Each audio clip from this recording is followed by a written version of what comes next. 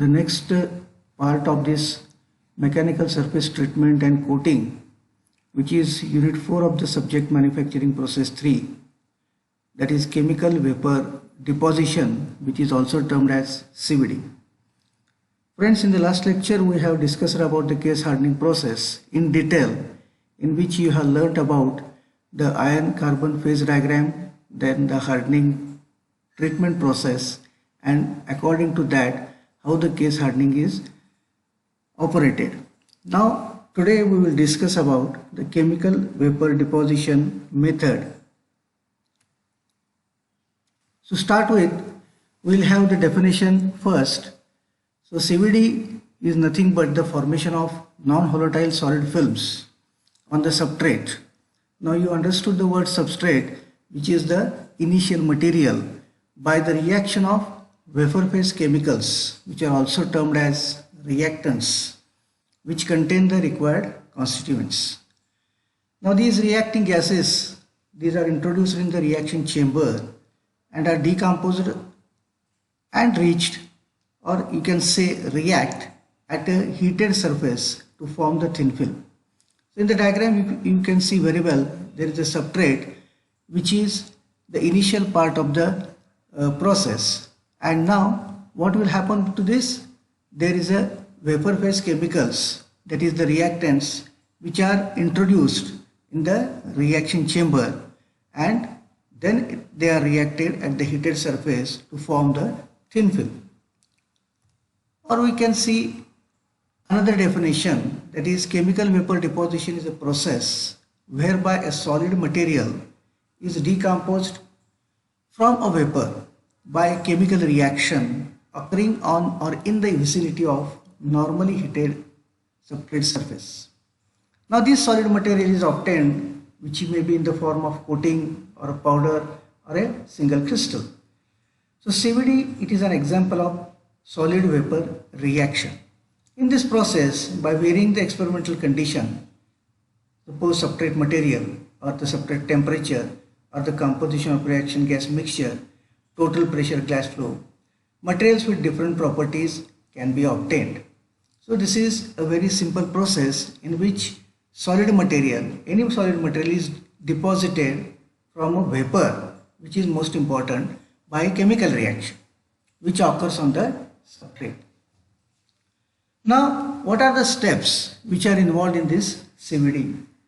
The first step is transport of reactants by forced convection to the deposition region. First of all, what is requirement? That is the transport or transfer of the reactants by forced convection. So the next point is transportation of reactants by diffusion from the main gas stream to the substrate surface. So it is transferred to the substrate surface. Then what happens at this phase? Adsorption takes place. So adsorption of reactants in the vapor, which is also termed as substrate. So substrate, it is also known as vapor, which you have already learnt in the previous chapters. Now the next point is chemical deposition. First of all, transportation by forced convection, then transportation by diffusion. Third is the adsorption of the reactants. Next is the chemical deposition, that is the deposition of that particular on the substrate. Then the next part is desorption of byproducts from the surface, that is whatever the unwanted, they are to be removed. Then the transport of byproducts by diffusion and transport of byproducts by forced convection away from the deposition region. First you have to transport by forced convection, and at the end you have to remove whatever the byproducts are there from the deposition region. So these are the steps which are involved in the chemical vapor deposition or in CVD, which you can see in this diagram very well. Now you can see here the region number 1. This is the region number 1. What happens in this region? Diffusion of the reactants through boundary layer. So this is the main flow of the reactant gases, and this is the boundary layer. And in the first step, what will happen? Diffusion of reactants through the boundary layers. Then the next step is the adsorption of reactants on the substrate. This is the substrate, and here whatever happens, the reactants which are diffused from the boundary layer are adsorbed, Now in the third step, chemical reaction takes place. Now once the chemical reaction gets completed, what will happen? The deposition of adsorbed species, and the last stage is diffusion out of the byproducts. This is how the CVD process takes place, which already we have seen in the block diagram. Now coming to the next part, what are the types of the CVDs? Now these CVDs are classified on the basis of the operating pressures. First is the atmospheric pressure CVD. Second one is the low pressure CVD, which is again classified as plasma enhanced CVD, photochemical vapor deposition, and thermal CVD. So we will discuss one by one in detail about these types. Now this atmospheric pressure CVD, it has two cases, when the temperature is high and when the temperature is low. So in case of high temperature, this process is used to deposit silicon and compound films or hard metallurgical coatings like titanium carbide and titanium nitride. So this process takes place for which the temperature requirement is high. For the low temperature requirements, many insulating film layers such as silicon dioxide, which are to be deposited at low temperature for the effective deposition. So if you take the case of aluminum oxide films, which are deposited by this method from aluminum trichloride, argon and oxygen, their temperature ranges from 800 to 1000 degrees Celsius. So the films which have low chlorine content continue to decrease with increasing temperature. So analysis of the film growth rate on the substrate revealed that growth takes place only by diffusion from 800 to 950 and only by gas phase reaction at 1000 degrees Celsius. So this is the major difference. That is, whenever there is a growth, then the diffusion temperature is from 800 to 950, and when there is a gas phase, the reaction is at 1000 degrees Celsius. Now low pressure CVD consists of the deposition of silicon carbide film performed using low pressure CVD of acetylene or hydrogen reaction system. So the silicon carbide film deposited which are at different temperature levels are mentioned here, that is 1023, 1073 and 1173. So what happens is this 1023 Kelvin amorphous structure is obtained, 1073 it is a microcrystalline, and at 1173 you have preferentially oriented structure you will get. Now see, from this diagram you can see there is a gas inlet and the trace and the substrate is mentioned, and the reactant heaters of the three zones are kept over there, and the pressure sensor to monitor the pressure. So this technique permits whether you can go for the horizontal or vertical loading of the vapors. You can load the vapors or the substrate either in the horizontal position or in the vertical position into the furnace and accommodates a large number of vapors. So according to the requirement, the furnaces are there. If you have a large number of substrates or the vapors, you can have that particular furnace size and you can accommodate large number of vapors which are used for the processing. Now the process results in the deposition of the compounds with excellent purity and uniformity. However, the technique requires high temperatures and the deposition rate is very low. Now plasma enhanced CVD. So it is also termed as PECVD. So PE is nothing but the plasma enhanced.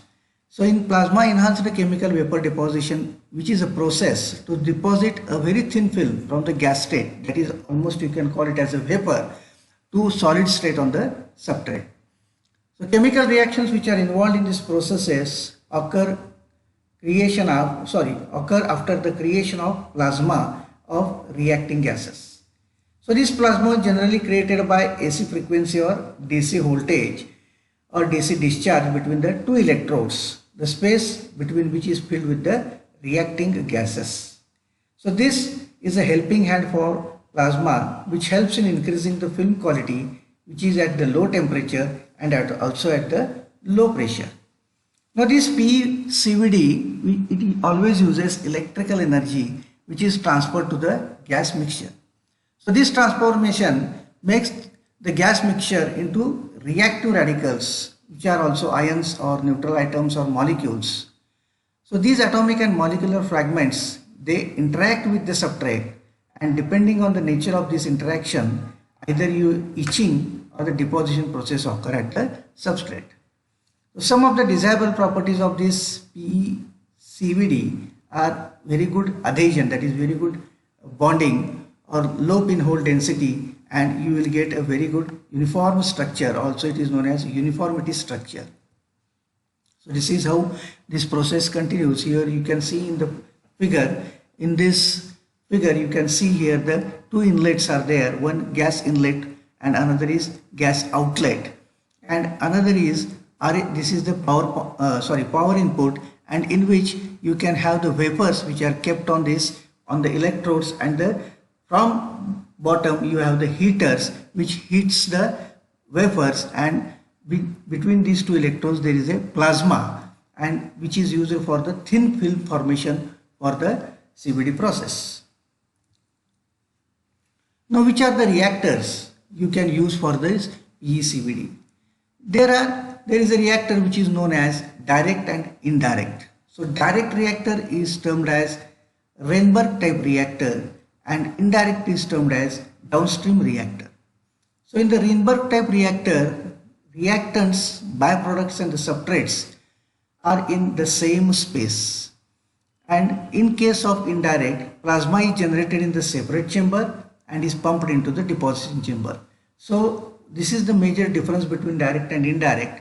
In the direct case, you will have everything, that is the reactants or the byproducts, substrates or the plasma, you will get in the same deposition chamber. But in case of indirect, you will have the plasma which is generated in the separate chamber, then it has to be deposited or pumped into the deposition chamber. The next point is the capacitive coupled radio frequency plasma is here, and this allows, but in case of indirect, it allows better control of purity and the film quality as compared to the direct type. In case of direct type, you can hear the rotating substrates are present, but which is not in the case of indirect reactors. The next part is the photochemical vapor deposition. As you know, the aluminum have the thin films. They are deposited via photochemical vapor deposition on the layers of titanium or titanium oxide using a particular substance called dimethyl aluminum hydride. So this deposition is carried out at the low gas pressure to induce a surface reaction which is based on the adsorption and subsequent decomposition of adsorbates. Of these three layers, titanium is so effective as a catalyst that the aluminum films are thermally deposited even at the low substrate temperature of at most around 60 degrees Celsius. Here we can use UV light, ultraviolet light, which is generated by particular lamp which is known as deuterium lamp, which is helped to increase the growth rates. Now here the UV light inhibited the aluminum growth on the surface, whereas the films are deposited thermally. So X-ray photoelectron spectrography shows that the formation of photolytic production of the adsorbate which acts at the center, which inhibits further aluminum growth. So here what is the main requirement is the X-ray photoelectrons, that is the spectrography methodology is used for the formation of photolytic production of the adsorbate. Adsorbate is which?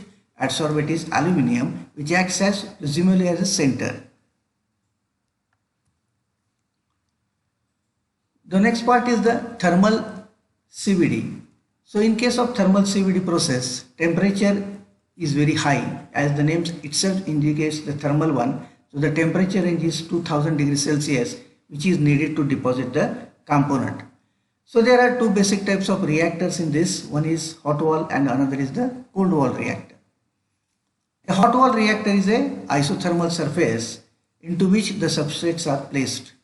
Since the whole chamber is heated, precise temperature control can be achieved by designing the furnace accordingly. Now what is the disadvantage of this? That is, deposition occurs also on the walls of the chamber and also on the substrates.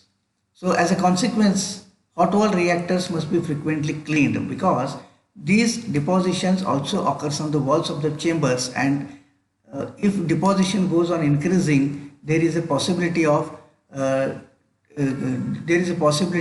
that the walls of the chambers get blocked.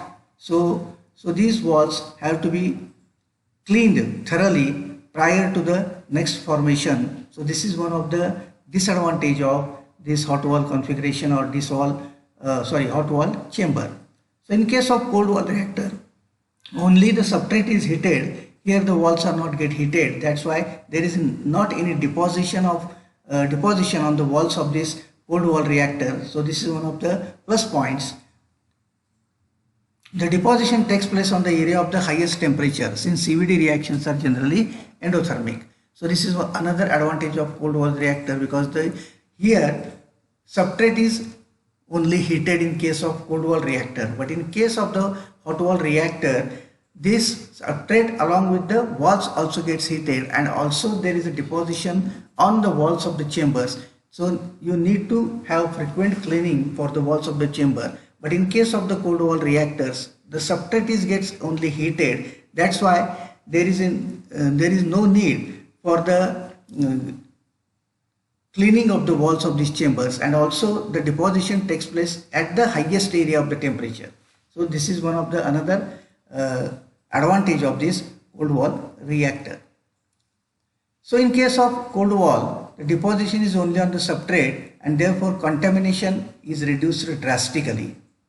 But however, in case of hot wall reactors, which is at the high temperature throughout the process, the multiple vapor configuration can happen, and as I told you earlier, there is need to the cleaning of the walls of the hot wall reactors. Now, what are the advantages of chemical vapor deposition? You have any element or compound you can deposit. That means you can say it is a versatile process. Second is the purity is very high, density is nearly 100%, material formation is well below the melting point, which is also economical in productions since many parts can be coated at the same time. And another is variable shaped surfaces you can use in this process. So these are some of the advantages of chemical vapor deposition.